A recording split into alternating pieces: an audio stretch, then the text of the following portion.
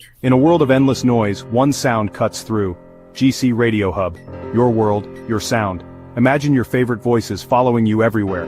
From your smartphone to your car, your smart TV, even your virtual assistant. GC Radio Hub connects you to a universe of content. Check out our wonderful interviews on Apple Podcasts, Spotify, and iHeartRadio live music shows and podcasts.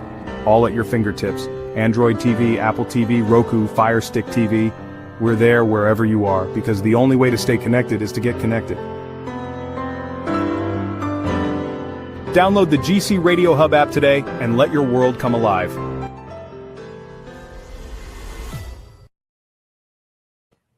Hey everybody, how you doing? Welcome to a new edition of Coach's Corner, and today we have your host John David Jackson and our special guest Elvis. Enjoy the show. Thanks for having me, John. Hey, my pleasure, man. I've been looking forward to this one. I want to thank all the fans for tuning in and being here once again to another Coach's Corner broadcast. It's a pleasure to have you on.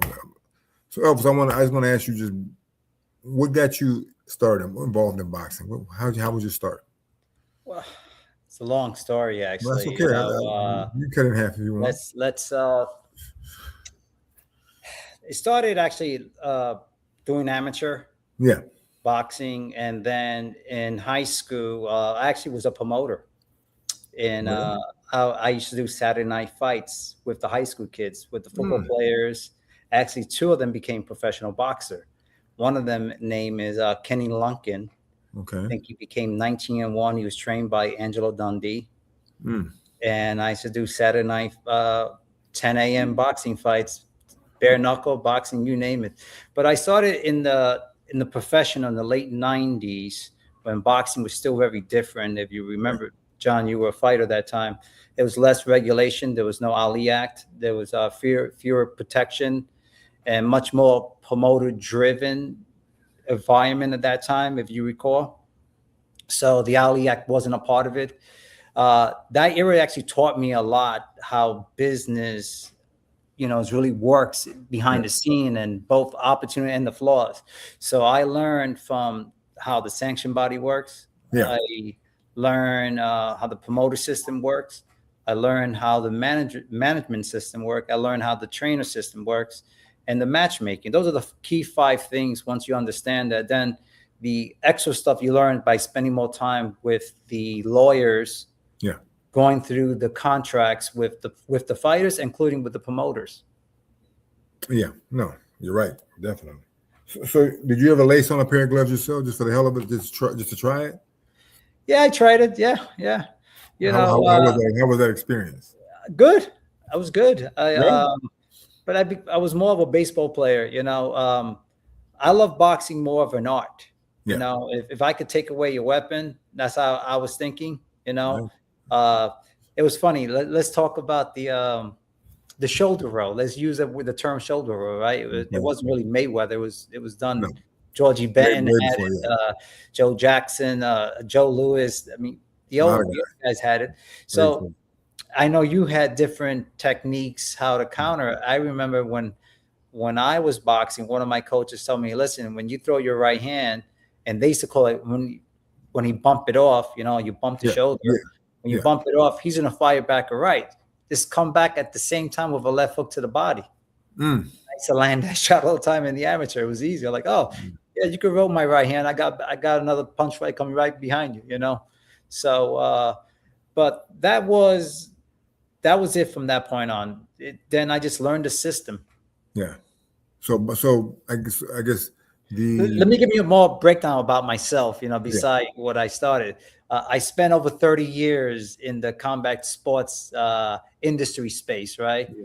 Across promotion, talent development, helping bring emerging concepts to the mainstream, like including playing a key role of legalizing bare knuckle, as you know, John. Yeah. I also legalized slap, which Dana White is doing very well with power slap. So my focus has always been building sustainable models in the sports that historically been fragmented, when you look at things today. Yeah. No, I mean, well, first of all, since we're going to jump on this real quick, since you brought up the slapping part, what would possess somebody to want to join a sport where you get slapped? I mean, because listen, these cats get hit with some serious shots, and not only that, also ask if you can tell the people what's a minimum purse for when these guys get slapped. Well, it actually started with these Russian friends of mine. Okay. And they've been bothering me all the way from 2017, 18. They want to do some crazy bare knuckle in a garage or a broken down house. I said, guys, we're not in a Mortal Kombat game. I said, this is regulated in America. Maybe in your country, you guys can put a phone booth and fight inside a phone booth, but here it doesn't work. Yeah. Everything has to get regulated. So they offered me slap, and I said, nah, I'm not interested. Then during COVID, they flew out here in Miami to have a meeting with me. And that time I was working with another promoter. I said, listen, just let me follow your rules, and then I'm going to get it approved to the state. What I came down to is the state says, how the hell are we going to prove it? I said, easy. The athlete has to do an eye exam. They can't do blood because there's no blood really touching each other, you know. So the participant, they could get paid around $1,000 and up, depending who's competing, you know. And the truth is that Dana White wanted to buy my friend's company, and I told him go ahead and sell and get 10%, but he didn't listen to me. And then 8 months later, Dana took all his players, you want to call them. I don't call them fighters, but players. Yeah. So let me ask you this question. I'm just trying to get a grasp of the sport for myself. Yeah, sure. What are these guys ranked, or you just match people up to slap each other? I mean, how does that work?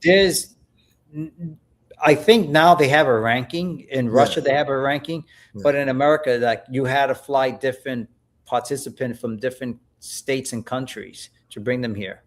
And they have a ranking, but didn't matter. Whoever agreed to participate gets slapped first. Hey, what happened is, and I'll tell you when we did it in a garage, by the way, right? This is during COVID. They televised it? You guys televised it? Yeah, they televised it. I'll get to the link. So it was Stoneface, the name of the promotion. So what we did was the first participant won the coin toss. Yeah.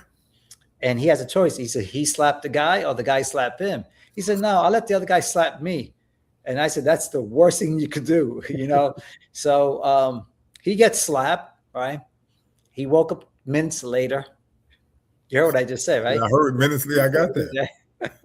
And he says, hey, am I next? They said, no, you're not next. You just got knocked the fuck out. Excuse my language, but that's what happened. Yeah. Oh, so once you get knocked out, it's over. There is no chance to slap him back. Yeah. Okay. That's fair. That's once fair. you get knocked out, I mean, he was sleeping. He fell down like 5 people had to hold him, and they had to, use some smelling salt to wake him up. So because the other night I was flipping channels and I saw these two females doing that, and this one girl got knocked the hell out of this other chick. So, I mean, is there more guys or more girls, or what's the difference? I would say there's definitely more guys, and you definitely have to like cut your nails and stuff like that. There's a certain way to get slapped, and it's more right here, not here. Not by the eardrums. It's more right here. Yeah, you could get disqualified if you hit the eyes. That's where it gets scary, and that's the reason why, all these regulation rules. I was talking to the state about that. Because I saw now that you mentioned that, when I saw this particular slapping match, if you call it that, I don't know what you call it, but the guy hit him more up here, and they were protesting. He slapped him more up by the brain more than the face. It's funny because some state changed some regulation rules. Yeah. Of course, you shouldn't get hit by the temple. Yeah. You could get hit here, but not towards the eyes, because you bet 100% you're going to get an eye poke. When you go this way here. It's supposed to be the whole idea when I showed the state is all about right here, hitting that perfect spot. Yeah. But again, it wasn't as for me, I didn't enjoy it as a fan. Yeah, it's fun to watch it, But for a minute, you know, after a while, it's like, you know, I didn't want to see that. You know, I said it was cool for the first maybe two minutes, but after that, I said, I don't want to see that. But Dana White is doing really well with his, because I believe it was designed more for short videos. It's designed more for TikTok, Instagram, you know, those type of social media. Yeah. Okay, so let's get back to the boxing for a minute. So when you first got involved, was it professional boxing that drew your interest to start in? Because I know you were an agent / manager at one point. Well, I started with the first working with my dear friend. He owned a sanctioned body, and his family goes deep all the way to the Rocky Marciano. You know, he taught me that. Then I met Angelo Dundee, right, and Lou Duva. They inspired me a lot. They gave me. I was like getting treated like first class. Let's just say. Oh, yeah? You know, they taught me the game. Yeah. So I came in to learn the game. I learned the sanction body, working as a part-time just to learn it. Yeah. And then from there, I transferred to. I said, okay, if I'm going to become a manager, working under Richard Davamos. You remember Richard Davamos? Yes. He used to manage Michael Moore and Jermaine Taylor and stuff like that. To work underneath him, I had to learn the ropes and to understand that you have to first learn about matchmaking. Okay. And that time you got Bill Caton. You know, he wasn't a matchmaker, but he gave me some ideas. He introduced me to the great Teddy Brenner. Yeah, good matchmaker. Share some lights and understand his philosophy. And then, excuse me for a second, trying to remember this famous guy from UK I used to talk to a lot, Mickey Duff. Yes. He showed me a lot, and shrewd guy, yeah, great. And from there, I just built myself, and everybody thought I was so in advance that they said, "How do you know all this?" Even Ron Katz was telling me, Brad Goodman before he was Brad Goodman, you know. Yeah. And Johnny Boz was a dear friend of mine. One of the best. He always contacted me because I used to have I'll tell you a story. There was when I started boxing, it was called Bigio. Remember my email, Bigio? Yeah. Then I have a guy named Elvis. So I was playing two-person at one time. It was funny because I will call Johnny, hey, this is Bigio. I need this and this and this for this fighter. A week later, Elvis called Johnny Boz. I need this and that. Yeah. So that's how the game was. And Johnny had no idea for so many years that was me there, you know, playing him, a little trick with him. But once I learned the matchmaking, and actually there's an art of matchmaking. Yeah, most definitely. People don't understand it. Like today's matchmakers are not matchmaker, no due respect. You know, there's a developing stage, which, you know, what I learned from Teddy, which he says Bruce Champler had a great idea. He treated like a farm system from the Major League Baseball. Right. There's single A, double A, triple A, then the show, right? So it's 4 years. So that's the reason why in contracts, you see in boxing contract, there's a 4-year contract, because it takes a fighter 3 years to at least be a contender and then fight for a world title in his 4th year or his 5th year, right? Right. So there's a whole system how to develop a fighter, you know what I mean? You know, and I call them a boxing illusion. I can build a fighter just an illusion and make everybody feel, hey, this guy's the greatest thing, you know, sliced bread. But at the end of the day, he's just a good fighter, but not a great fighter. Yeah. No, you're right. Definitely. Yeah. So who are some of the major matchmakers? You named a lot of good ones, but who are someone that you dealt with on a personal basis? Some good matchmakers that you dealt with. Johnny Boz was one of them. Eric Botcher, Brad Goodman. Yeah. I dealt with Bruce many years ago when he was still. It was him and Ron Katz. Dealt with Ron Katz, Russell Peltz. Yeah. I still call him one of the greatest matchmaker. Yes. Yeah. Who was it? Mike Avery from for Philadelphia. And those were and Don Charger was more of a promoter. I was Don Charger, from California. Yeah. So a lot of the old school guys there that time, you dealt with Also Dom Machewski. Okay, so real quick for the fans. So in no particular, we're on that subject. In no particular order, name the 5. It had to be he'd have to be number 1, the first guy. But name the 5 top matchmakers in your era, or in any era. The top 5 that you. I would say number 1 will be Bruce Trampler over Teddy Brenner. Okay, I agree with you. Top rank. I got you. Okay, and the reason why I picked number 1, he was a master in developing fighters. Okay. Yeah. You know, anybody could sign a fighter and then rush him, and most of the time, 9 out of 10 of fighters doesn't make it. You know what I mean? Yeah. Get their first loss. Bruce mastered that, you know, from his baseball. Like I said, I'm a baseball player. I understand his method really quickly when I heard about it.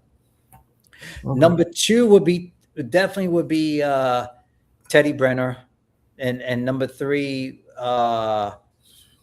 because when you say best matchmakers, because there's matchmakers make great fights for the audience too. Let's not forget that. Yeah. You have to put Russell Peltz at number 3 for giving the audience the best fights. Right. And number 4, I'll say for developing is definitely going to be Johnny Boz. Yes. And then Brad Whitman.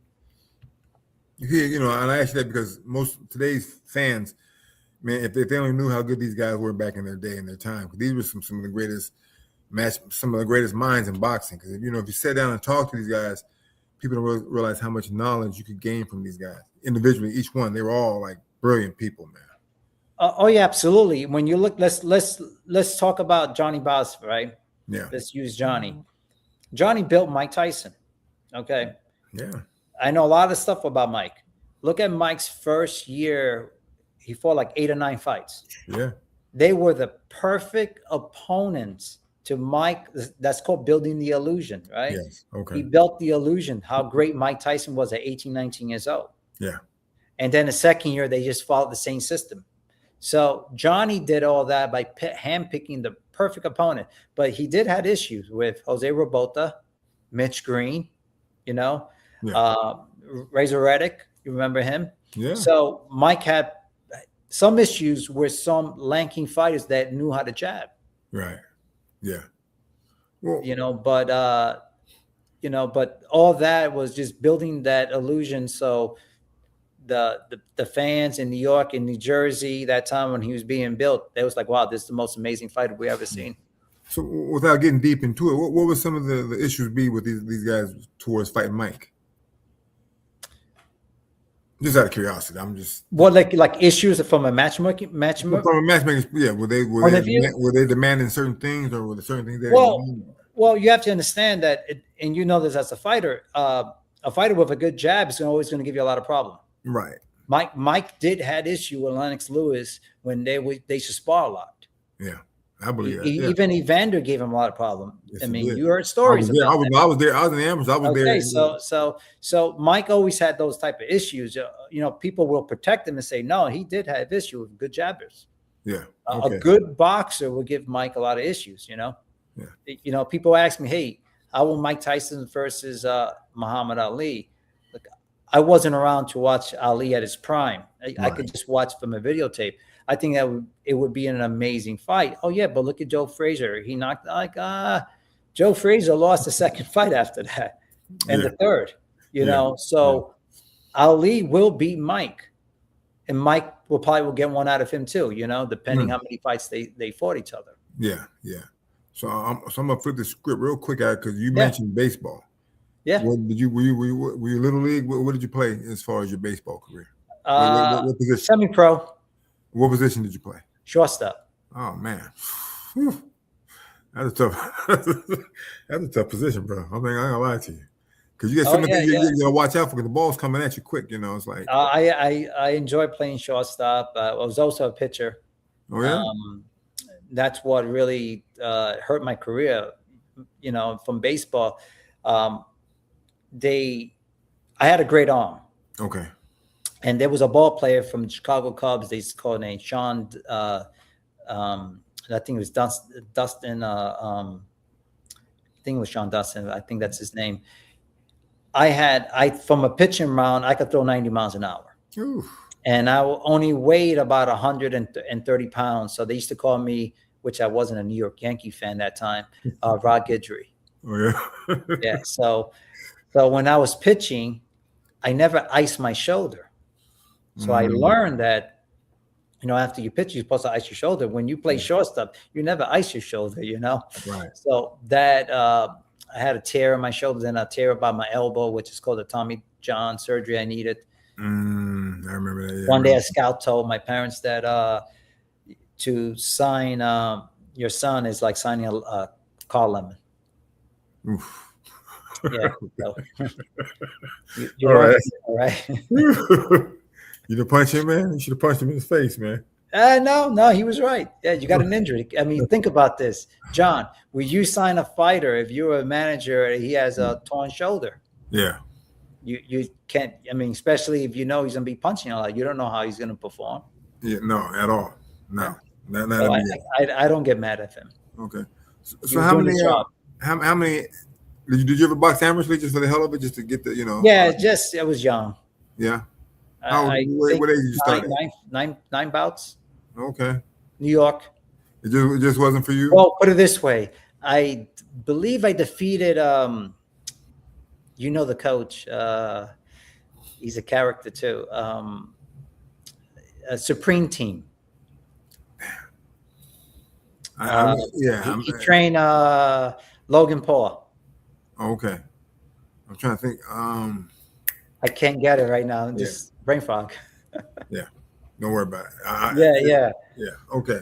So boxing. But well, put it this way. There was a matchmaker that I knew was a good boxer too, and that was Joe Chiambo.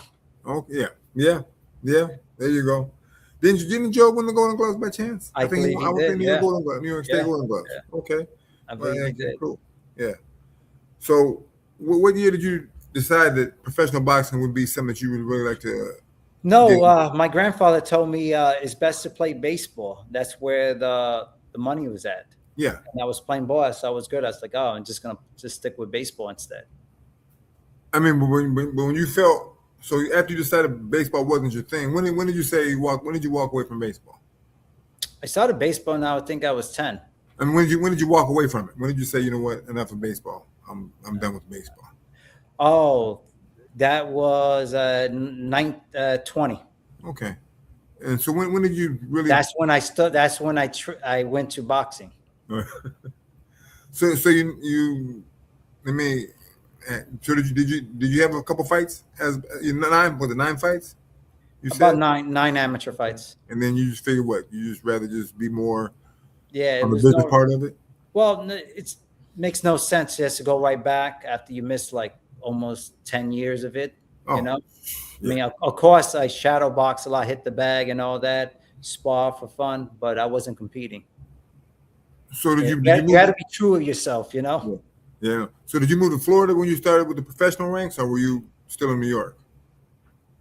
New York was for boxing, and with Chicago, Florida. When you got in the pro part of it, were you in New York or were you living back? Oh, you mean in pro boxing? Yeah. Were you in Florida or were you back Florida? in New York? Florida and Chicago. Okay.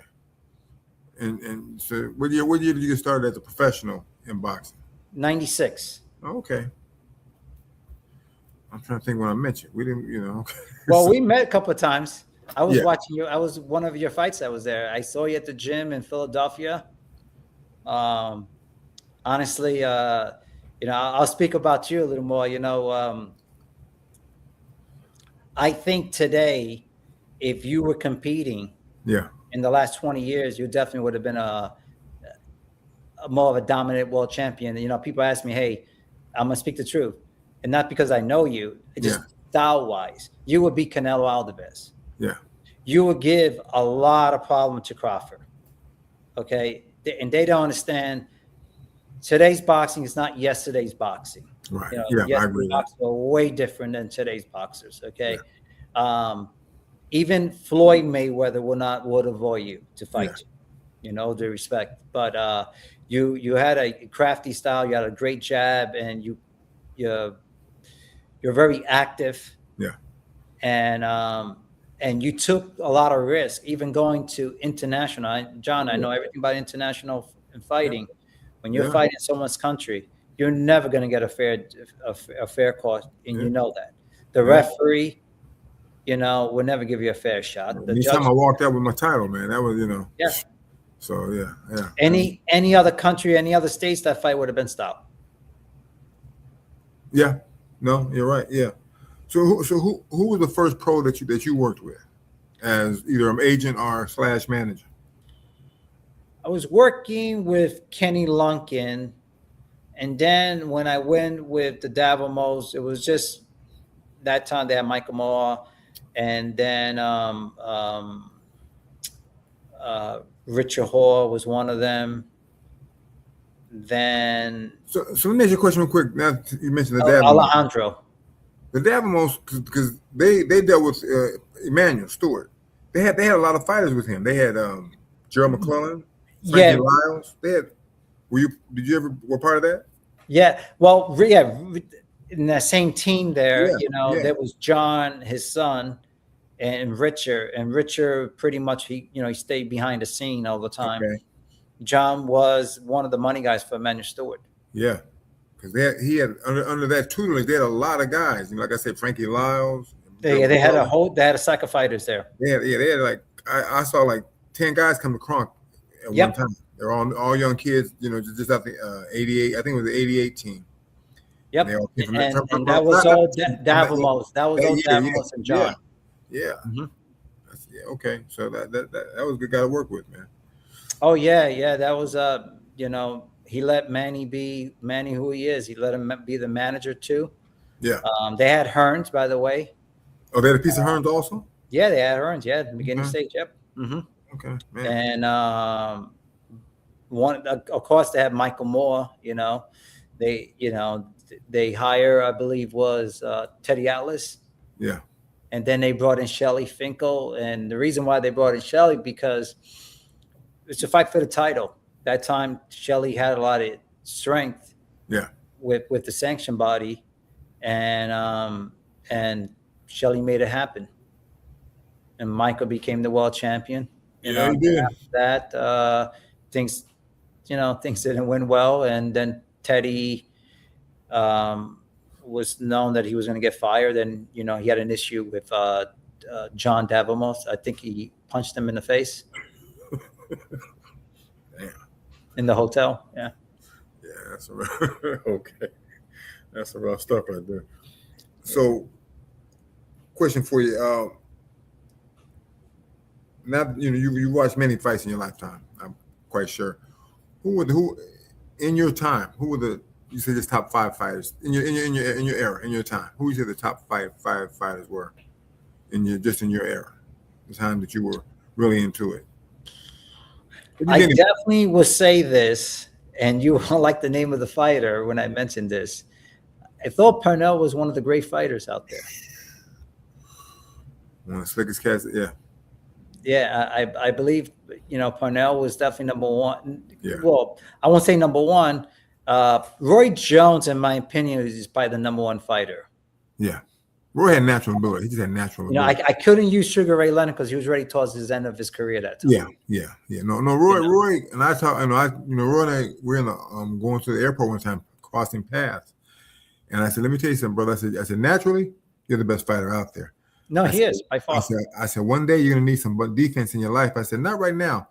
I said, but trust me. I said, because the things you do are natural. I said, but there's gonna come a day when those things won't work for you anymore because you can get older. I said, you need someone to teach you how to box, some good defense. I said, not me personally, but get somebody that can teach you how to box defensively to become a better fighter. He never did that because he always, he just figured he could just go on with his natural ability. But as he got older, that started to, not work for him.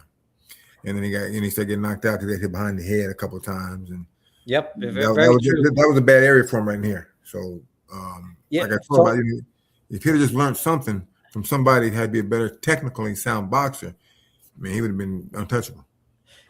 Well, he was, in his young age, he was very well.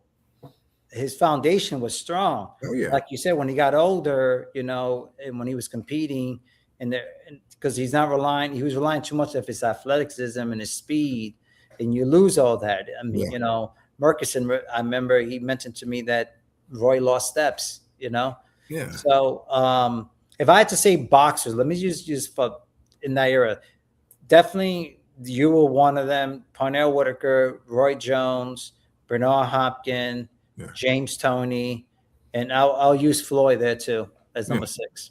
Okay, yeah, no, yeah, I appreciate that, brother. I definitely do. So, who would your so who your best are your top 5 fighters of all time? Wow, that's a tough a tough one. You know, and not, the first person you mentioned, he's not number 1. I'm saying, give me 5 guys that you thought were like. I would just say the 5. Wow, all-time great. You definitely got to put there Sugar Ray Robinson. Oh yeah, definitely is number 1. You could put down Archie Moore. I thought Archie was a hell of a great fighter. Yeah. I was a fan of Archie always. You could use definitely you got to put Ali there. He made a difference in the sport. Roy Jones, and you could add in probably Floyd Mayweather there. Okay. Yeah. Hey, that's like I said, I just wanted your opinion of it because you've been around the game and you've watched probably thousands of fighters. So. Yeah. Well, there's an old saying we said right back in the days in boxing. Fighters that have more of the we call them crab style, let's say. Yeah. The boxers crab style, they're the one have a longevity. Yeah. So those type of fighters have the longevity when you see they have more of a crab style. And guys like you see like Parnell, yourself, and Bernard Hopkins and Floyd Mayweather, they could keep fighting in their 40s. And Archie Moore proved that from just having those type of styles. So Archie, hell of a fight. What made him so? Listen, he fought the best out there. Yes, he did. More than one decade. Different guys. What made him? What made the crabs hit the shell that he had so great? What made this guy? Because he used it well for himself. He didn't get the trainer that trained him was Cole Hiawatha Gray. The trainer actually trained him that. Yeah. He's out of St. Louis and out of Chicago too. He used to go there a lot, in Indiana. That's where it was more like I'm not a master of that crab style, but it's a combine of also shoulder rolling. Every punch is like a counter move. Yeah. Whatever you throw, there's always a counter move there, and there's a defensive move. And that's what Archie mastered. He just knew he knows how to take away your jab. He knows how to take away your rear hand, your uppercuts, left your hooks. So he was that great. He knows how to read you, knows how to your foot placement, where you're moving here. He knows how to set you on traps until he faced Ali. Well, I'm gonna tell you one of the things that made him great. Here was a guy, I don't know how he did it, but he was able to, he would weigh sometimes in the lower 200s, but he had this diet that he always used to get him. I know all about it. Yep. Yeah.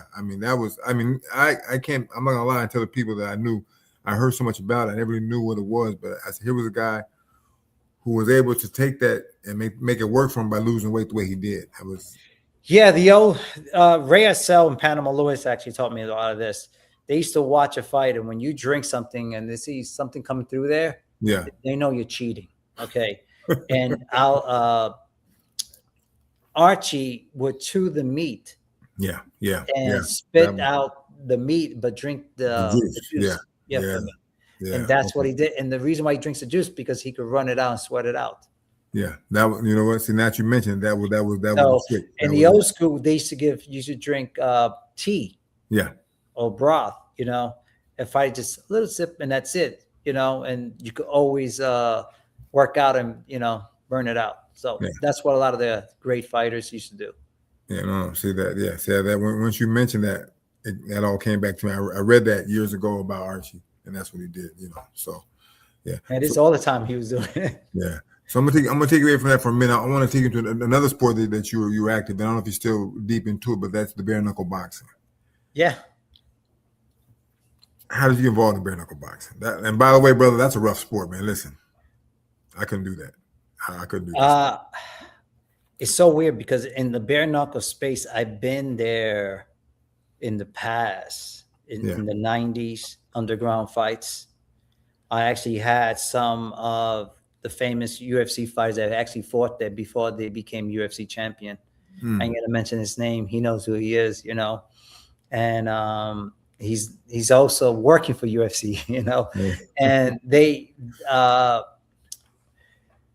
it was just normal for me, bare knuckle, John, because you know you've seen in the street fights, you've done it before, you put it in the underground. There's plenty of stories I could tell you where they have it in the city, in a building, in the fourth floor, in the garage, and everything is closed, and we're using construction lights as lights, and we have a betting line going on. Well, you know, that's how it was. If I'm not mistaken, that was how Kimbo Slice got in the Kimbo. No, Kimbo. It was nothing. It wasn't organized with Kimbo. With the people that I dealt with in the past. But Kimbo did a great job in opening the social media that time. You know, Kimbo actually made it where a guy like David Feldman, he's watching Kimbo. And then Kimbo went to, I think, was it Bellator first? Oh, no. He went to boxing, I remember. He was signed with Gary Shaw. Right. And he was making, just to let you know, Kimbo was making $25,000 for 4 rounds in that time. Yeah, I know. I trained. Where some great fighters were only making about maybe $4,000, you know? Because I trained him for the boxing part. I remember, and he was training the American Top Team, and he had a great audience. And then, so how thing came out was back in 2015. Nelson Lopez and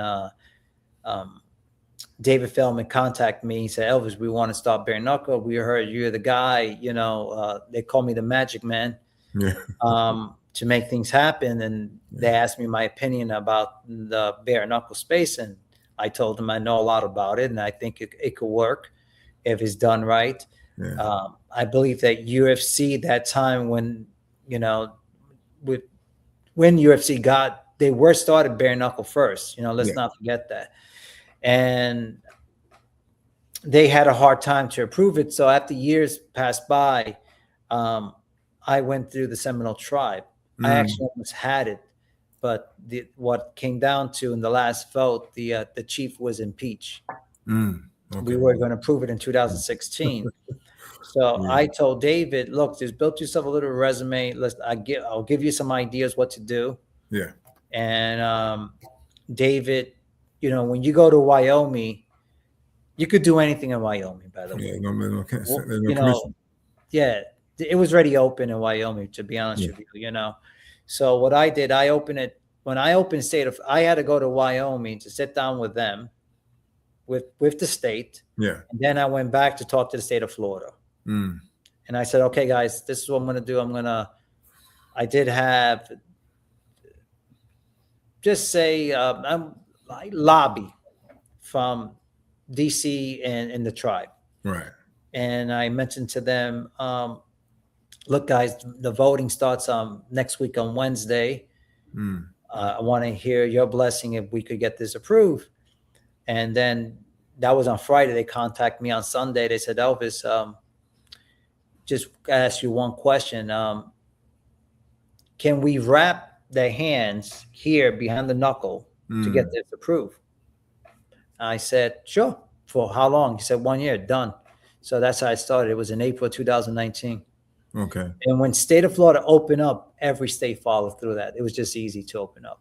No, because I noticed most guys have their hands wrapped, like you said, it's up to behind the knuckles. Right behind, yes, like I said. Yeah. So, in your estimation, you've been around long enough. I tell most people I can never be a bare knuckle fighter because listen. Well, if you're a street fighter, these cats get beat up. These cats get cut up, busted up, and it's worse than boxing because you know they get those deep cuts from bare knuckle boxing. Well, you have your pros and cons. Maybe I'm wrong, but no, you have your pros and cons. Look, in bare knuckle, it is safe in a way from doctor research that you don't get concussion as much as you do in boxing, because the equivalent of punches hitting your head, right? Yeah. Bare knuckle, just a few punches and that's it. You're done.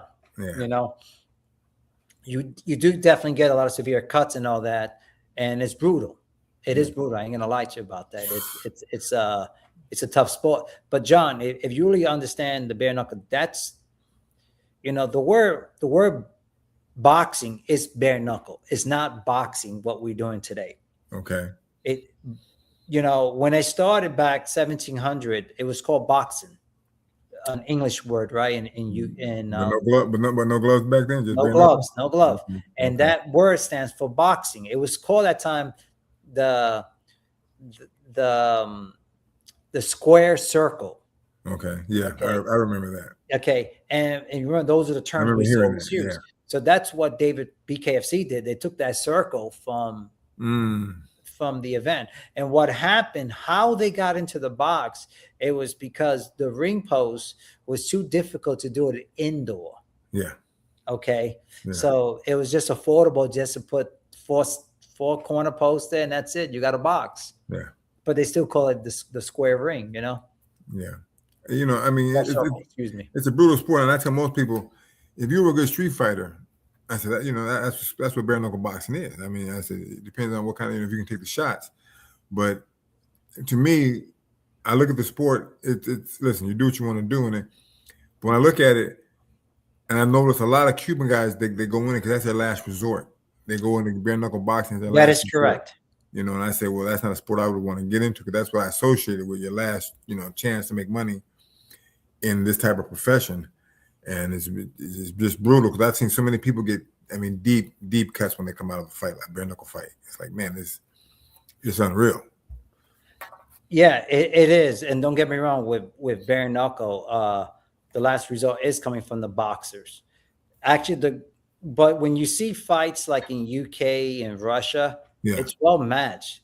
There's a lot of good skills you see there. You know, a lot of these Far East fighters, when you look at them, they're coming from a boxing background.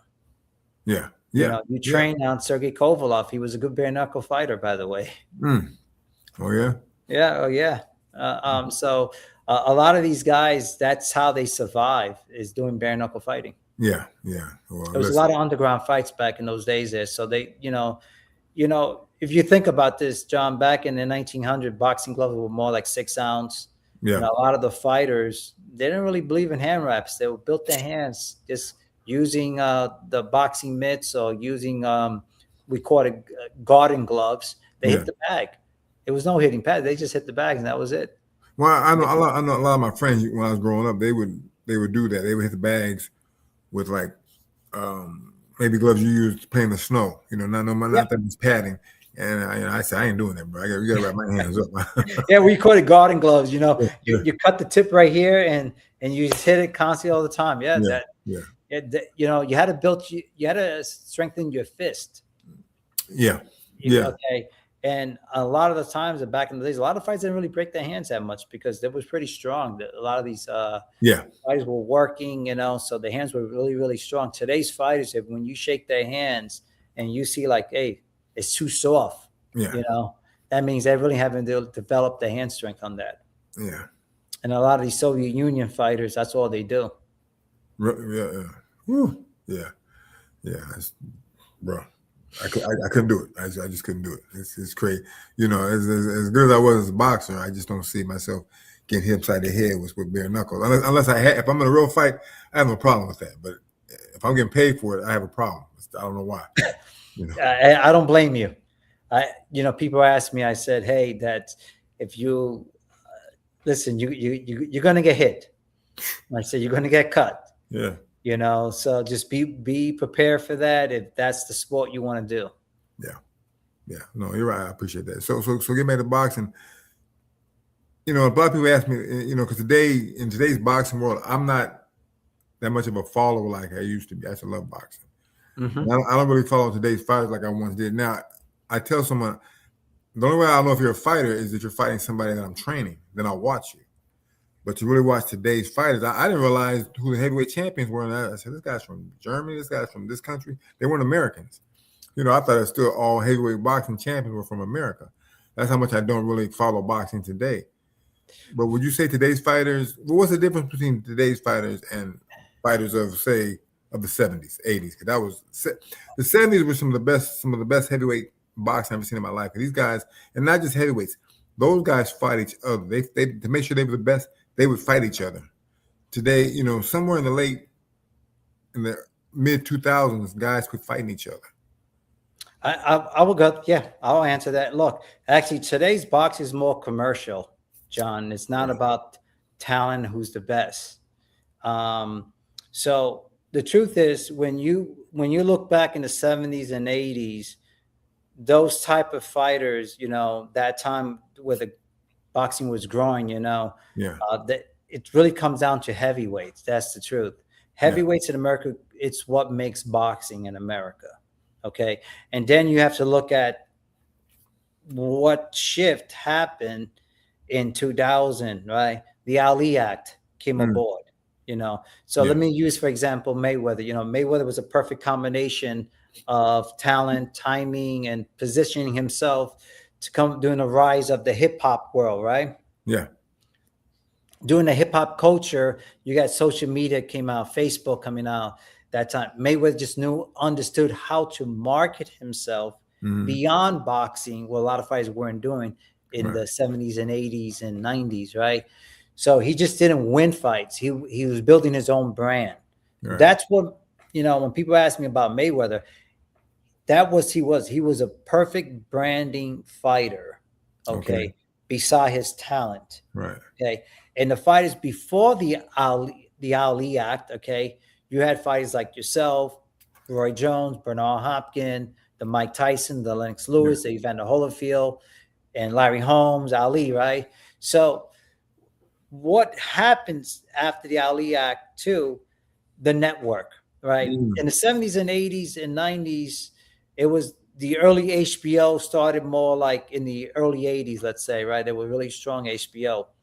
They were more like, let's call it HBO as the league, right? They were the promoter, not the promoters back in the Bob Arum, Don King, right? And one thing Arum realized, see, what made Don King, what made Arum? Heavyweights. Heavyweights always control boxing. Whoever has a heavyweight champion in the world, you control boxing, period. Okay. So when you look at Don King, he was the strength. What made Arum was he had Ali. Yeah. You know, with Muhammad. They formed a promotion company called Top Rank, right? So that was the generation where you had all the great heavyweights. Then you had Mike Tyson. Then you had the Evander, then the Lennox Lewis, right? Everything shifted with HBO, the network. Right. Okay. And that time in, you had everything changed. You had Showtime, right? Was the same thing. Let's just call it Showtime as a league, right? HBO built their fighters and they made sure their fights fought each other, right? Right. If we would have, people ask me, Elvis, what took Mayweather and Pacquiao 5 years, right? Well, here's a reason.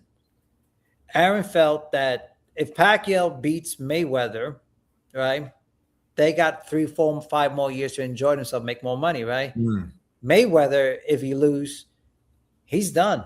Right. He's going back to he's taking a loss, right? So what they both decided, if vice versa, if Mayweather wins, same thing with Manny Pacquiao, right? So what they did is they both dragged it. Yeah. They found a way to keep making money. And people ask, like, what did Al Heyman did? Look, I do give credit for Al Heyman. I'll be honest with you. You know, he was a music promoter. Heyman approached boxing differently than a lot of promoters do. They were more lawyers, you know. Right, yeah. He's coming from a music industry, and he treated fighters like an artist. And what do I mean by an artist? Like, in the music industry, a lot of the record label, they own 90-10, right? That 90% goes to the record, 10% goes to the talent. Heyman was very intelligent and says, you know what? I'm going to pay my artists the highest, either 70, 80, or 90, and I'm going to keep less money, but I'm going to gain more clients that way. Yeah. That's what made Al very strong in the music industry. So what he's focusing, what Al did, he focused on brand control, as you know, right, and long-term positioning himself.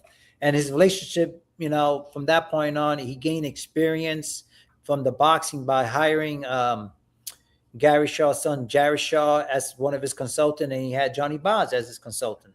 Okay. So when Al came aboard in the 2000, he had his first fighter was I just had a brain fog. And was it the welterweight kid? Yeah, the 147 from Atlanta.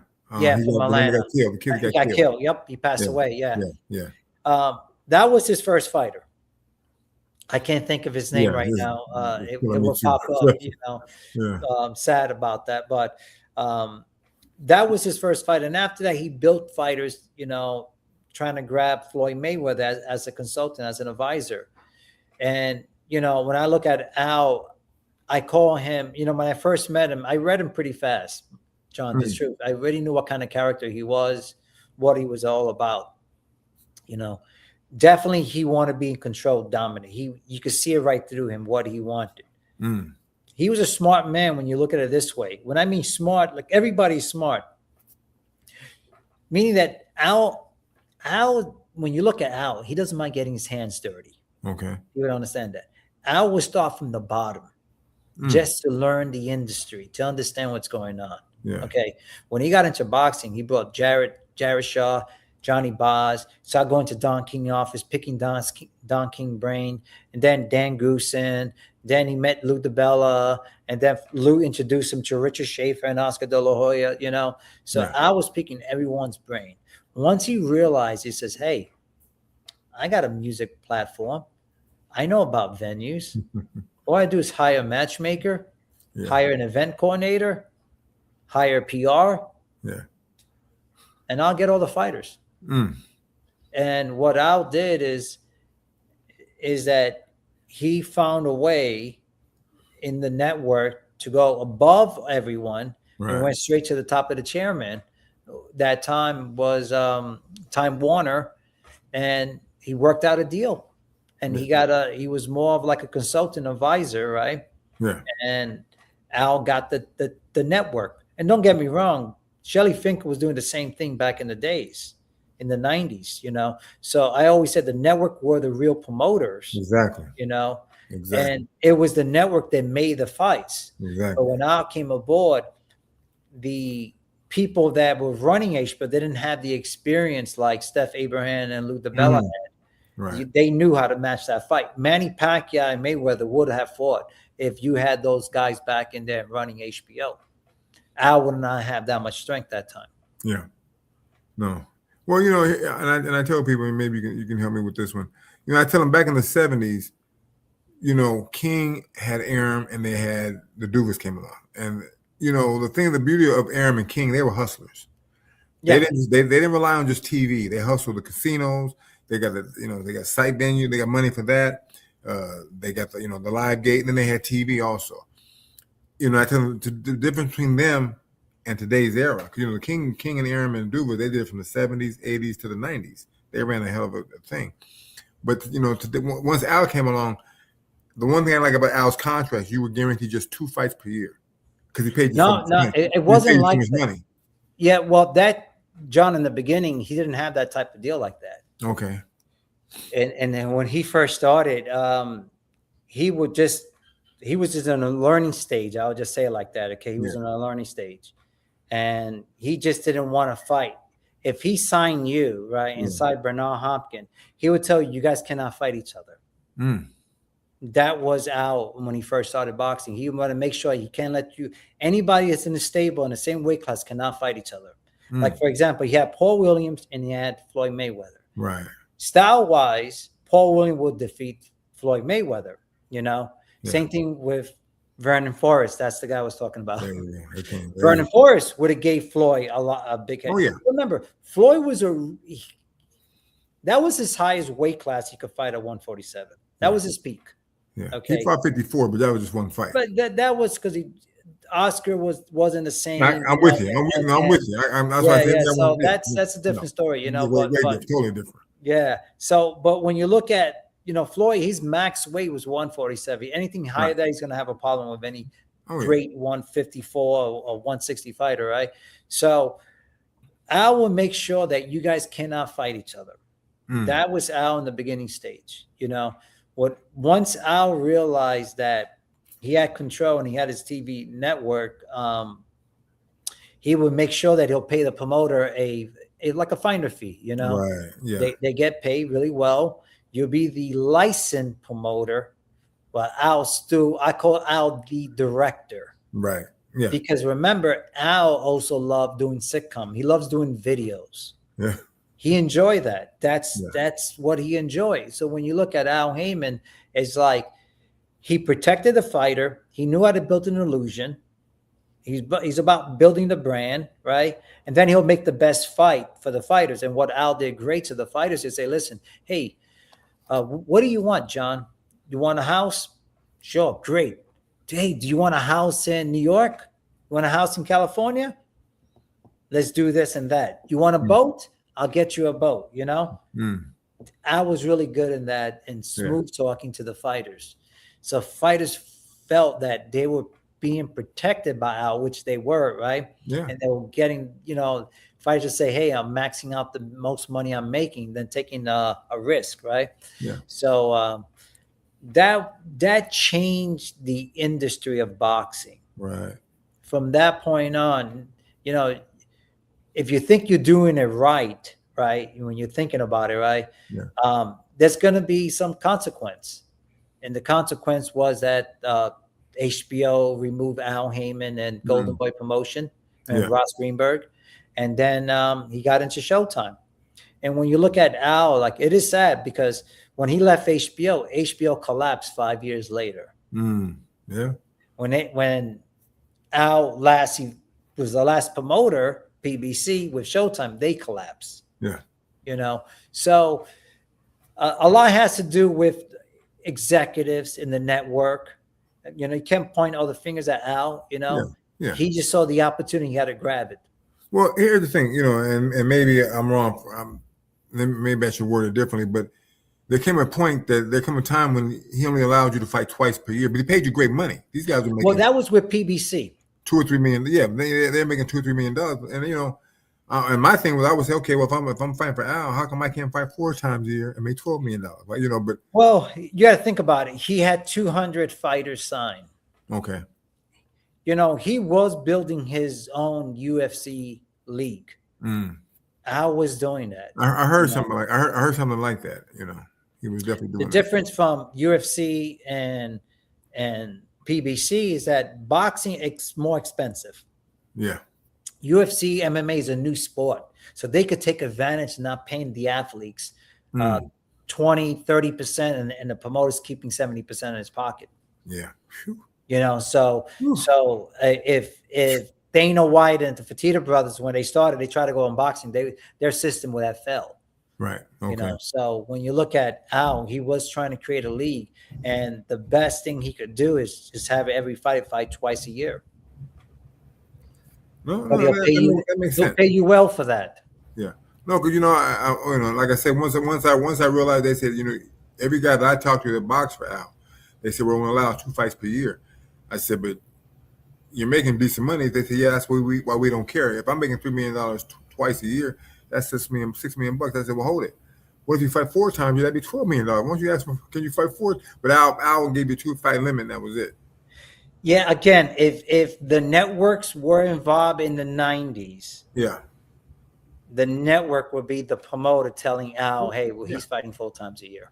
Well, and that's what I would tell a lot of people. I said, there came a time in boxing when, like you said, TV was the actual promoter. Because they put the money up. Well, you know, and I tell people today it's bad because there's no TV really. Not major TV. Well, that's one of the reasons. Look, when we're talking about what makes boxing big, you know, let's use Eddie Hearn, for example, Matchroom. Right. You know, Eddie Hearn had Carl Froch. He's been in boxing for many years. Yeah. Carl Froch didn't give him a name. Who gave Eddie Hearn the name? AJ. When AJ became the champion, Eddie became a rising star of the promotion world, right? Yeah. So PBC, when they got Deontay Wilder with Shelly Finkel, Wilder was the big one carrying, after the Mayweather decided to retire, right? Yeah. So, and then in Golden Boy, it was Canelo, right? So, but if heavyweight in America was big, which actually ask yourself, let's just remove Wilder. When was our last heavyweight? We really had great stars. Evander Holyfield, and Lennox is more UK promoter, right? Yeah, he's more UK. Yeah, but after Lennox defeated Evander Holyfield, that's when everything changed. That's when boxing went downhill for American promotion. Yes, when people ask, look, Aaron was a very intelligent man. Yeah. He decided, I can't compete with the king of Don King, of controlling heavyweights. I'm going to stick with the little guys. That's why Top Rank always went 160 pounds below. Yeah. They don't want to touch the 168, the 175, the cruiserweight, the heavyweight. They said, this is my way, this is my path.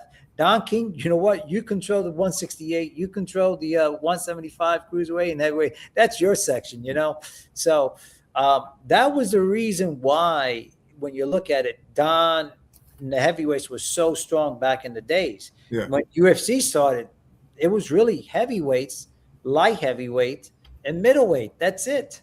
Yeah. Yeah. They didn't have a lightweight class until they purchased a company, I think it was called WEC. And so when you look at that in today's fragment, when you look at today's boxing, what is wrong with boxing today? Boxing will always survive. Let's remember that. Yeah. It has to do with network. Okay. When DAZN came aboard,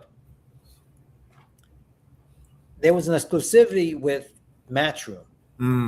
Showtime with Al Heyman. Right.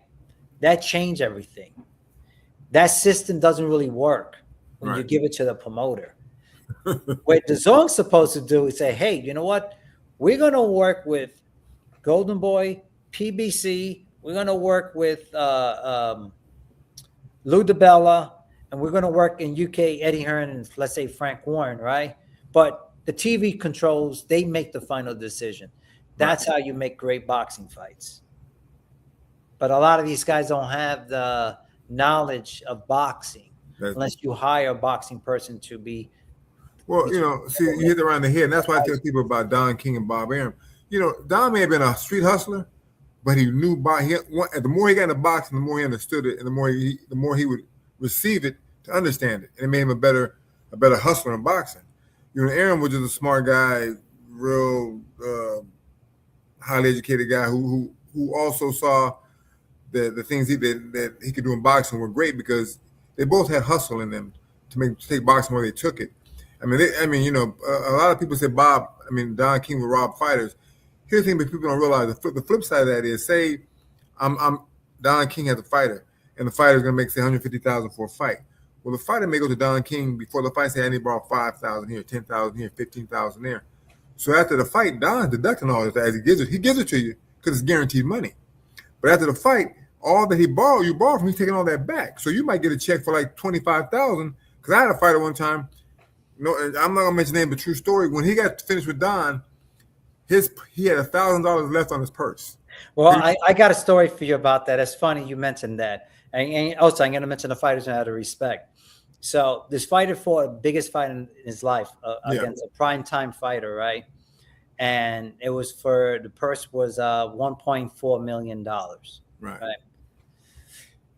Don King gave him a check for XYZ. Yeah. He says, F this. Where's my money, Don? And so he said, I'm going to kill Don. I'm going to go inside the office. I'm getting robbed. I said, well, hold on for a second. I was just the advisor. Yeah. And I was also advising his manager. Yeah. I said, before we do that, let's speak to our lawyer and let's just meet with Don King. Let's not threaten Don at all. Yeah. We got to know why he got paid. Right. So I said, but this time, remember, when you get into meet with Don King first asks, is any lawyers are coming in? Okay. So Don was very smart with that. So I said, listen, we'll go about the lawyer. So we go there. We go in the meeting. And I said, Don, we'd like to know why he got paid for this. He said, sure, not a problem. Took his book out. what's the name? Jamin. What's the name of the secretary? Your secretary? Yeah. Start with Dana something. Yeah, Dana. Dana Jameson. Dana Jameson. There we go. So she came in with the books and all that, right? They open it. Year 1, loan. Year 2, loan. Year 3, loan. Year 5, year 6. Don says, I told you I was going to make my money back. So when you bash Don King, you have to understand that, hey, you had no problem asking Don for money. What Don did, when you asked for money, he made you sign a document. Okay. In the past, he never made you sign a document. He'll just tax you. But this is before the Ali Act, by the way. Okay. So Don will make you sign a document to show that you asked for a loan. You had to pay it back. Yeah. I can't get mad at him on that, Yeah. And, I tell a lot of guys, I say, what a lot of fighters don't tell you is the flip side of that. How much money did they borrow from this guy prior to their biggest fight with Don? I said, they won't tell you that part. They say Don robbed me, took my money. But no, in most cases, he didn't do that. Now, there might be 1 or 2 guys he did get over on. But hey, listen, if he finds a way, he'll get one over you if he sees it. And again, a lot of promoters will do the same thing too. But what is it with Don that, when you look at him, his way of business, he was very smooth operator. Yeah. He knew how to deal with the fighters. Yeah. And knew how to speak with him too. And he was pretty tough. He gets hit. There were certain fighters that actually hit him. Hey. And he never came back and sued them either. No. Well, he knew he probably was wrong on some of the things that he done. So, I mean, but like I tell people, I say, they make Don to be such a bad guy. In his way, he was bad. I said, but when it came to the money, he did it across the board. You sign a piece of paper, he would give you money if you needed it, because if he knew he was going to get it back through the guaranteed purse, he'd give you the money. You get, but you had to, when you got your purse, there were deductions in your purse. Very true. Like let's use you for example. When you were fighting with Don King, right? Yeah. That time there weren't many networks to have you on major networks to get you paid, right? Right. And Don was focused on the heavyweight. Don was focused, remember, different division where he could make the best money out of himself, right? And while you're a world champion, he's like, oh, where I'm going to put John.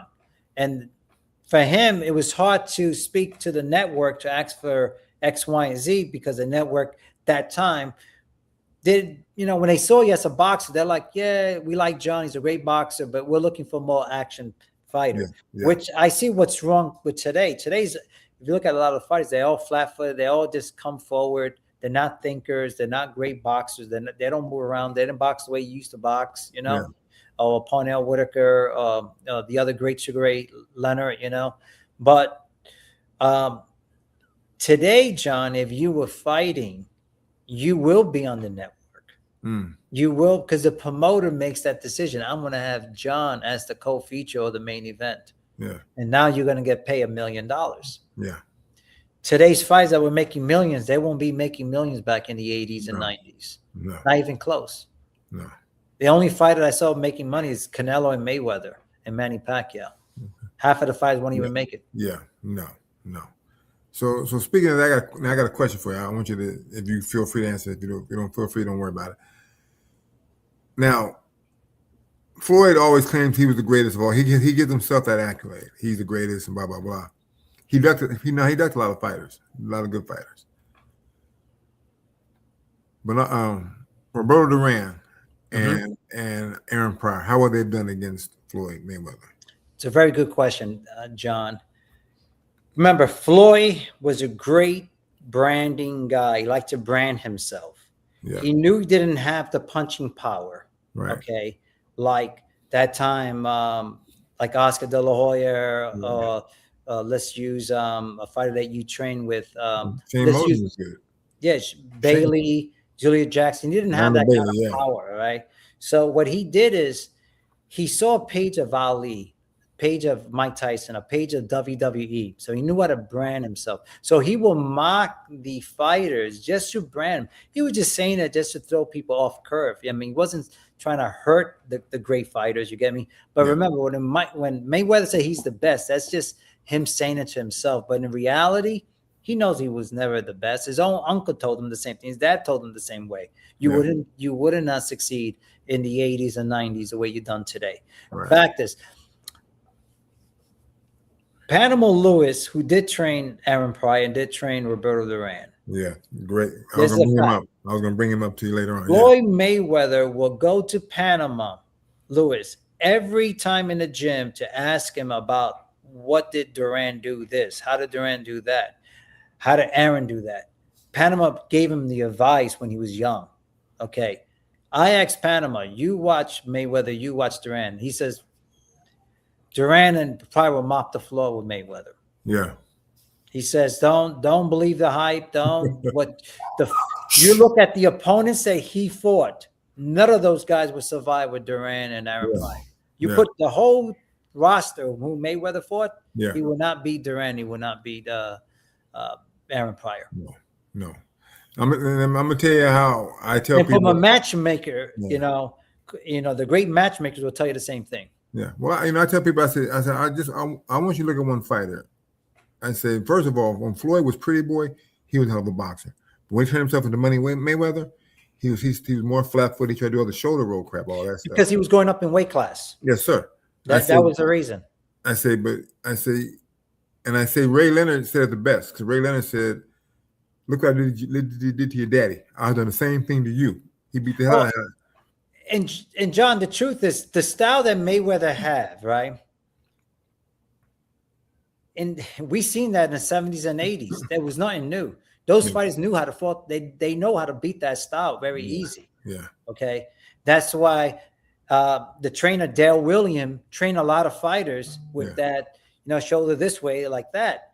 It's nothing new in Michigan. We've seen that already. Yeah. We've seen that in Chicago. They call it a rock and roll. In Detroit, they call it D-Rock. Philadelphia, they call it Philly Shell, right? Philly Up. They seen that style many times, the fighters that fought in the 50s, 60s, 70s, and 80s. It was nothing new for them. Yeah. They had beaten that style. Yeah, no, you're right. What happened is, in the 2000, when Mayweather was coming up, a lot of the fights he hand select them that were perfect. They knew they didn't understand that style. Right. And you pick fights that come forward. They weren't boxers. They weren't real natural boxers. Right. They knew how to fight. Yeah, no, you're right. So you brought up a name earlier, and I want the people to understand how brilliant this guy was. Panama Lewis.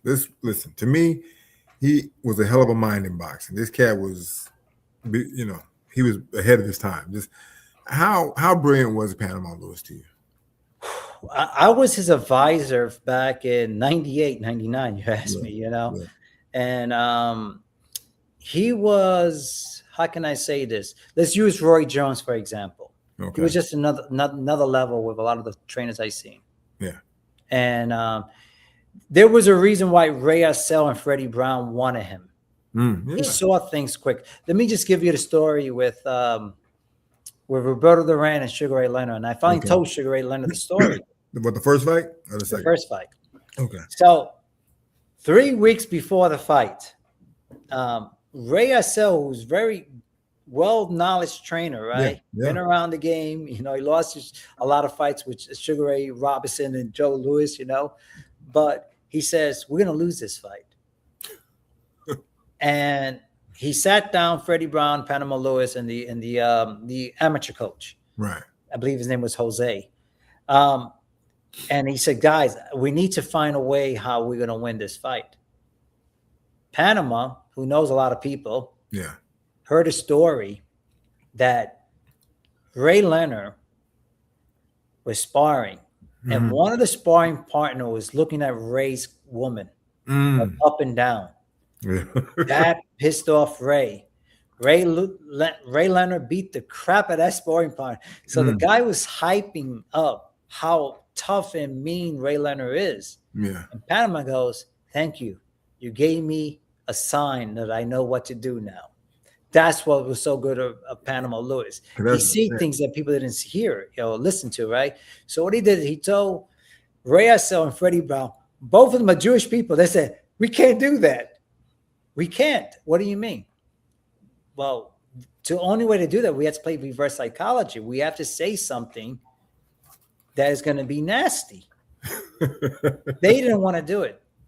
And the way Panama mentioned to me, he says, okay, it looks like it's my job. So he mentioned to Duran what to do. And if you watch the fight, okay, just watch the first round, you see Duran doing a signal with his hands. Yeah. He's torturing Ray about his woman. He told him doing the weigh-in. Yeah. And then he told him doing the first round when it started. So Ray fought Duran's fight. Yeah, he was mad. Yeah, he was like, he was mad. He came at him. And I remember that. And Duran just kept doing it. I mean, he was putting some nasty words he was saying about his woman. Okay, I remember that. And Ray, he just lost his game plan, and he lost. Yeah, and he realized weeks later, damn, why did I fought this way? My game plan was different. What's a box? And it took him years after I told him. He said, I never got the chance to talk to Ray Assel, Freddie Brown. Duran never really explained to me. He said, but he said, never got the chance to talk to Panama Lewis, Yeah. And when I told him the story, he goes, oh, wow, I knew it. I was right, he says.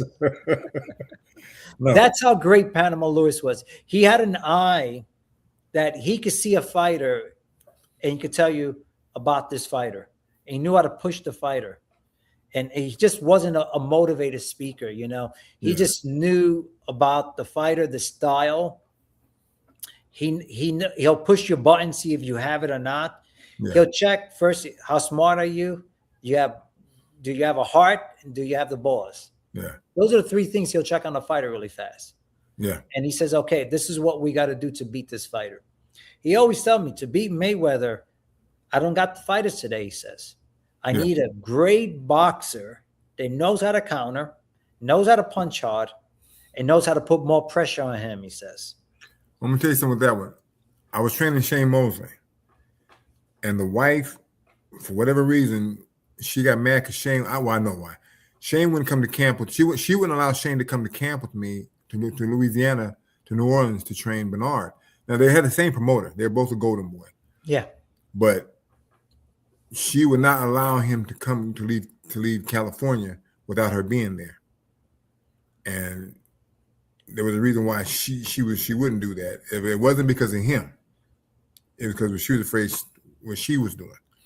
And I said, man, you can beat Floyd, but you can't beat him the way you think you're going to beat him. If he had to fight Floyd and kept hitting him in his arms, just not worry about the head. You're not going to hit Floyd in his head, not right away. See, old school trainers. If he'd have beat him down, that's how they think. They don't always think about hitting the chin. If you'd have hit him in the shoulders and his hips and his elbow, or all up, you would have brought him down in about 4 or 5 rounds. Absolutely, and that's what Panama always mentioned to me in the past, that you never punch the chin, you always aim to the throat. He says, and he say aim in the chest, aim in the heart. He says that's the reason why they've been taught that way. Hit the arms, hit the biceps, grab the arms, and hit it behind when the referee's not looking. You hit him on the side there. Another thing Panama used to always talk about: grab the fighter when the referee's not looking. Lift your body up, and put your whole entire weight where it becomes dead weight. Yeah, and you do it every round. The fighter's had his back is injured. So again, like I said, Panama was really he was a little off. Don't get me wrong, John. But that was his personality. That was his character. Yeah. But he could see a fighter and he'd say, that fight is going to be great. That fight is going to be good. He told me about you. You're going to be a great trainer. Yeah. He mentioned same thing about Andre Ward's trainer too. He says, he says, I see things, what he was doing, not from a corner way, but from the way he was breaking down Andre Ward. Sometimes he says a fighter makes a trainer, right? Right. The trainer makes the fighter in the early stage. Then the fighter, when he's good enough, he makes a trainer. Yeah. And a lot today, what you see of today's fighters, a lot of the fighters are making those trainers. All the fighters are making trainers. You're right. Let's use you for your example. You made world champion. It wasn't that the fighter made you. You already made these. You worked with these fighters in the beginning stage, and they became a world champion. Yeah. Not many trainers could do that today. I mean, Amanda Stewart had that gift. Yeah. Georgie Ben had that gift. You know, Luther Burgess had that gift. Bill Miller had that gift. You know, so it's not the same like it used to be. No. So now that you mentioned that, not being what it used to be, what advice would you give today's young fighters that come up in boxing? What kind of advice would you give them? That's a tough one, to be honest with you, because you have to look at today's boxing landscape. Yeah. The key is where you're at now and where can you be in 2 to 3 years. Yeah. And a lot of fighters, there's not one good advice, is depending what kind of fighter you have. But let's say we have a Olympian champion, right?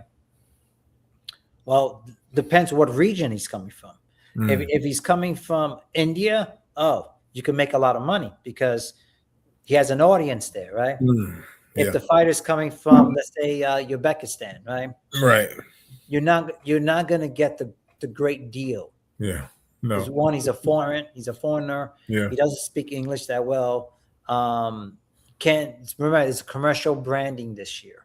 This type of boxing, the year we're in the boxing stage. You got to brand the fighter. So depending what type of fighter, this is the reason why Jake Paul is out there. Jake Paul and Logan Paul would have been in boxing if we were in the 90s or the early 2000s. That's so it never would have happened. Trust me, never happened. Because we tried celebrity boxing and it didn't work. And he came in the perfect timing when boxing was down. Yeah. And there was an opportunity because the Zone gave him the opportunity. Triller gave it to him. And then Showtime in the last end, they say, hey, we need to grab this guy. We don't have no pay-per-view fighter. Because I tell people, and correct me if I'm wrong, I say, let me tell you something. Back in the King and Arum era, they wouldn't let him in the game. No. Yeah, they won't let him in the game. Why mess up their money letting this guy in the game? They would not let him in the game. And then I'm going to use it like this: HBO and the young Showtime would never let it happen. Yeah. They said we're not making a circus. Yeah. And not to say nothing wrong by Jake, he is a pro fighter. He earned it. He had a lot of guts to fight AJ. So I give him a lot of credit for that, So I have nothing taken away from him. But the fact is, he's just in the right time, perfect time today, and everything works. So him fighting on Netflix, you're going to get those type of numbers. Well, like I tell him, I say, here's the thing. I'm not a fan of his, but I respect him. I say the thing I like about him, he kept boxing relevant because he kept boxing the name in TV, on news and stuff, with his fights. I mean, he wasn't a great fighter, but he kept boxing relevant, and he made the sport still be out there. A lot of guys, like I said, guys fighting twice here now. Today's fighters don't fight the best. The best fighters don't fight the best today. They talk, they go on social media and call other people out. And if you got a big following, and I have a big following, we can make some money. But the best fighters don't fight the best fighters today. It's WWE. That's where it's at today. Yeah. WWE, if you remember when it was WWF, there was more wrestling fights, right? Yeah. Now it's you're more of a promoting, more of a talking, and that's what boxing is today. It's more commercial brand. It's more like it's building like the NBA, where you talk trash, say what you have to say. Jake Paul is a great branding. He's probably one of the best out there, in my opinion. He knows how to brand it. I believe if Mayweather and Manny Pacquiao were going back 12 years and Netflix was this big today, they probably would have set 200 million live people watching that fight. Yeah. That would have been huge. Yeah. So when you look at today's boxing, now you have Sufa comes aboard. They see the opening. Yeah. So when it comes to Sufa, I read a lot about him. I haven't talked to them much about him, when we're talking. But what is their thing? How are they trying to reshape boxing, or what are they trying to do to make the sport better? Well, they're looking at one thing. They want to follow the same model they did to the UFC. Okay. Their thing is corporate structure, pay the fighter, let's say, in the boxing world, the elites fighters usually make what, 90 to 10, right? On the per split to the promoter, sometimes 70-30. Right. They're the opposite. What they're doing is they trying to form their own belt. Okay. Like the UFC. They're trying to remove the sanction body, which, they have their reasons. Nothing against that. The sanction body hasn't been fair for the last over 20 years, let's say, more than that. More than that. And there's just too many champions. Yeah. So they have their own concept and they want to stay in their lane. And then a boxer have a choice. Either I want to go in this direction, take a risk, fight at early stage 50-50, or go to this direction, try to get built up and try to build my brand. And that's the direction a fighter has to make a choice where he wants to go at. Okay, yeah. Because when I look at the scope of boxing, it's like it's changed a whole lot. If people look at it, then like I said, to me, boxing was great. They probably said, in the 50s it was great, in the 40s. But to me, the era of King and Aaron was great because these two cats, they would go against each other with the fighters, and and sometimes they would let each other's fighters fight each other. They put some great fights on, throughout the years. No matter what people say, they were thieves or whatever they say, but these two cats, they made the best fights for the public. Well, again, like I said, Teddy Brenner, he knew how to sell it to the audience. Yeah. Don King and Bobby Goodman, that's another matchmaker. Bobby Goodman know how to sell it to the audience. Bob Arum, same way too, And today's promoter, they don't have the knowledge of Don King and Bob Arum did. So nothing against them, but if you see Sufa Boxing, it's going to be a structured company. It's going to be more like the UFC. Yeah. It's going to be like about 8 division. They do have the money. They do have the strength of getting a better TV deal compared to the other promoters. Yeah. And I believe that eventually in 2 or 3 years, we'll find out where they're at. I think they're going to sign some big marquee fighters. But the promoters will still be around. The sanction body will still be around, but they won't be strong as they were back in the days. Well, I think, now that you said that, I think a lot of, you can see that with like you said, the sanctioning bodies of today, because maybe I'm wrong, but they don't really care about the fighters. It's all about the money. They don't really care. And I'll tell you why. I tell people, probably about 2 years ago, I was doing it was slow for me. So I called the WBA and the WBO. I said, listen, could you loan me $3,000 to make a house payment? They said, we don't do that. I said, I'll pay it back next month. They said, you have to be on your deathbed before we give you money. I said, if I'm on my deathbed, I don't need you. I need the Lord because I'm about to die. Seriously. I said, I don't need you. I better talk to the Lord, make sure we're straight, because nothing you can do for me on my deathbed. I said, and it let me know right there that, I'm a former champion of yours, and I defended my title. And I gave you money. You took sanctioning fees from me. That's right. But you can't give me $3,000 just to make a house payment. I'm guaranteed to pay you. I'm going to pay you back next month. They said, we don't do that. I said, well, what good are you then? I said, if I'm on my deathbed, brother, I'm beyond your helping me.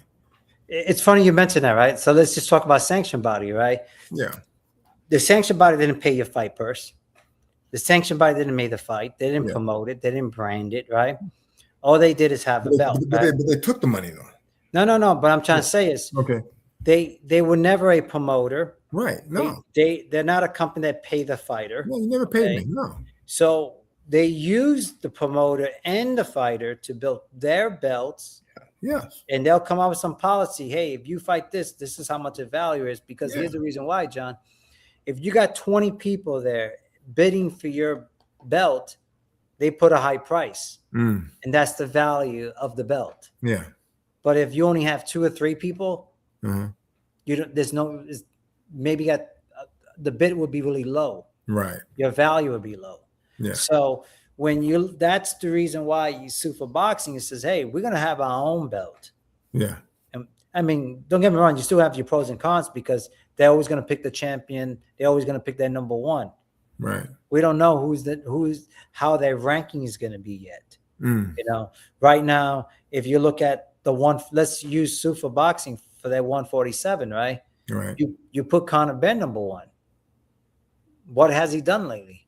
Yeah. You know? Yeah. Forget about commercial branding. We're talking about the ranking has nothing to do about branding. Talk about how great, how tough the best opposition you fought, right? Yeah. So from that ranking, Conor will either be number one or number two, number three. But then you got Hitchison, who's a champion, but never was at 147. Where are you going to put him? Yeah. Then you have my gold medalist, my 147 fighter, who was a world champion in 2021 and hasn't been active. So he's either there in the top 5, let's say, right? But so far, they didn't come out with a ranking yet to see where the fighter's at that division. So my problem with that is that I could always pick who I want to be number one. If I like this guy, he's a big commercial branding. He's going to be our number one fighter. Okay. Fighting for the belt. Yeah. You know, where the other fighter is probably the most talented fighter, but we're not going to move his ranking up there. We don't know yet, but we'll find out soon. So I think it's Sufa. So Sufa. Are they, years ago, in order for you to get a fight for the title, you had to work your way up through the rankings. Yeah, absolutely. So is that what Sufa's going to do, or are they going to not be so much like that? Don't know yet. Time will tell. We will know very soon. You know, the only belt they gave away from Sufa was Apataya, cruiserweight. Yeah. Did he earn it? I say yeah. You know. Yeah. He did defeated some champions here in his slots, but we'll find out by the end of the year how they're going to do the ranking, how they're going to put which fighter is going to be fighting for that position. You know, it's interesting. Like to know, if a fighter's not active for 4 years, like Tyson Fury, he retire, he comes back I'm not sure how many years he comes back, and he had to get 3 fights to fight Deontay Wilder. Yeah. Yeah. Well, okay. Yeah, that's good. At least he had to fight. A lot of guys come back. I mean, the thing that I see with today's boxing world is if I have a lot of following on social media and you have a lot of following and we're real popular, they'll make that fight. But they'll pass a guy who might be number 2 or number 3 and put these 2 guys to fight for this title because they're popular with the fans. But they might not be that popular with the boxing people, but they have so many millions of followers that make that fight. Yes, commercial. That's what today's boxing is heading to. Yeah, it's not I'm number 1 and you're number 2. Let's fight. The winner fights for the title. I'm number 17, you're number 21, but I got 8 million followers. You got 6 million. Let's make the fight. Well, that was 26 years ago. Those days, when we look at the 90s, those were the best time of boxing in the 80s, of course, in the 70s. But today is just it's a different era, and people have to adapt to that, and we will find out how Sufa would do in the next couple of years. And how will they rate their fighters, and how will they, if they're going to make these best fights they can? I'd like to see if the guy is a champion, and then there's a fight that actually climb to the top, where they make that fight. Yeah, yeah. One more question for you, bro. People ask me this question all the time, so I want to shoot to somebody else. Jerry Corey, hell of a fighter, heavyweight fighter. He just came along in the wrong era. Do you think in the era of Deontay Wilder and what's that? Jerry Cooney? Yeah, what's the white guy's name? The tall white kid you just mentioned. From he hasn't fought in 3 years. He was champion. Tyson Fury. How do you think Jerry Corey would have done in their era? Could he have been champion? If he didn't get cut and beat up, but because Jerry could fight his butt off. Man. I would say that Jerry will have a good shot winning a title. Yeah. Thank you. Jerry was very tough, very aggressive, knew how to fight. Came around the wrong era. And he fought Larry Holmes in his prime.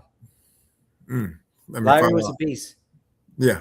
No, I'm talking about Jerry. No, Jerry Corey, not Cooney. No, but I'm saying he fought Larry. Oh yeah, Larry Holmes. Corey, huh? Or Cooney? Corey or Cooney? Who are you talking about? No, I'm talking about Jerry Corey. Oh, Jerry. I'm sorry. I thought you said Jerry. My fault. No, do you think Jerry Corey could have been champion in the era of Deontay Wilder and because Jerry could fight? He just came along the wrong time. There was Ali, there was Frazier, there was Norton. I would say this because it's hard to tell how would he do against a 6'7" Wilder, 6'6" Joshua.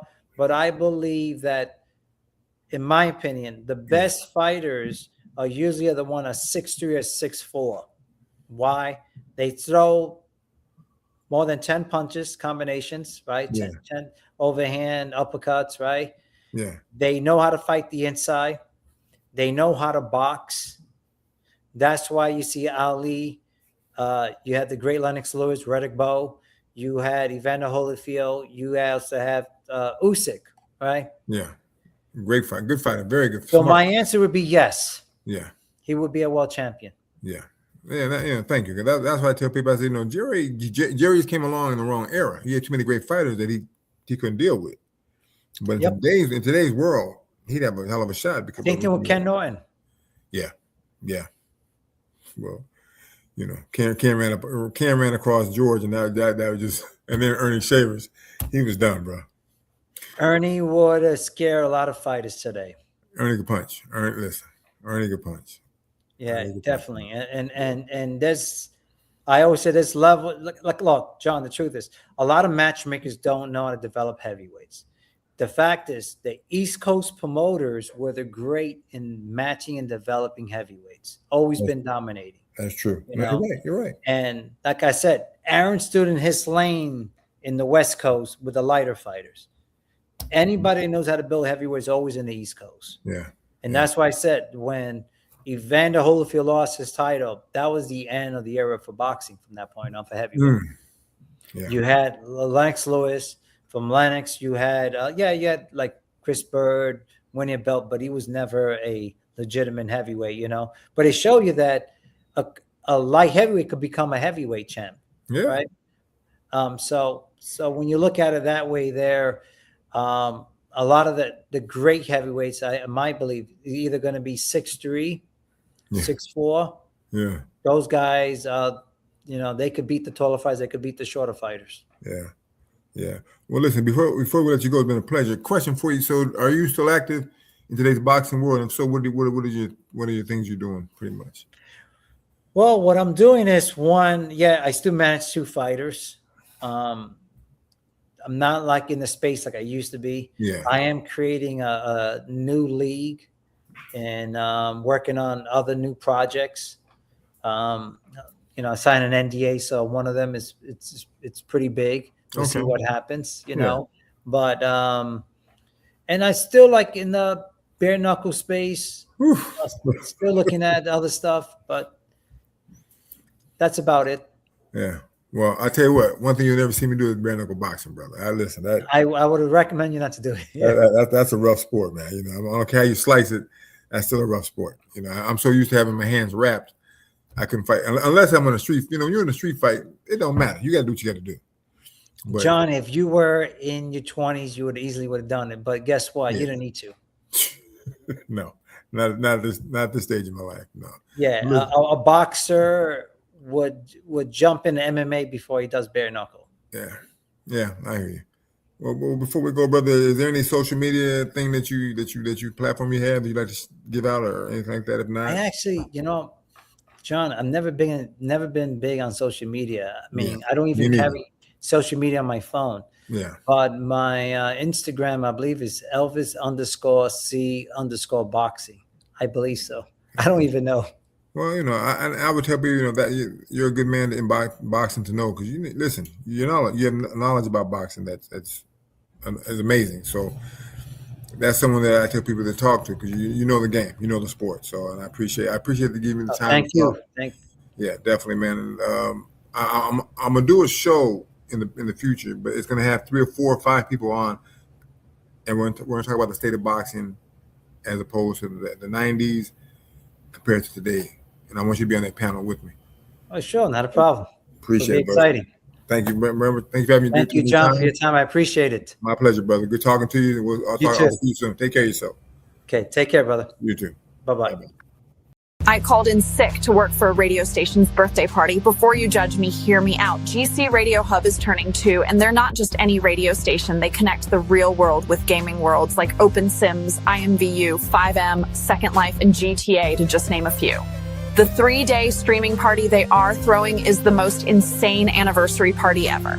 I'm obsessed with their old school hip hop and R&B, Southern soul, Afro beats, gospel, jazz, and comedy shows. So when they said birthday explosion party, I called in sick. My boss thinks I have food poisoning, but I'm here vibing with the coolest people in radio. Check out some of the line. It's totally worth it. Day 26, Force MD's Lenny Williams, Raspberry Sky, Chocolate Tie, Stacey Adams, Levered Experience, Karen White, Troop Surface, the East Side Boys, and many more to come. If you're into music, check out GCRadioHub.com. Once you find your people, everything else can wait. The only way to stay connected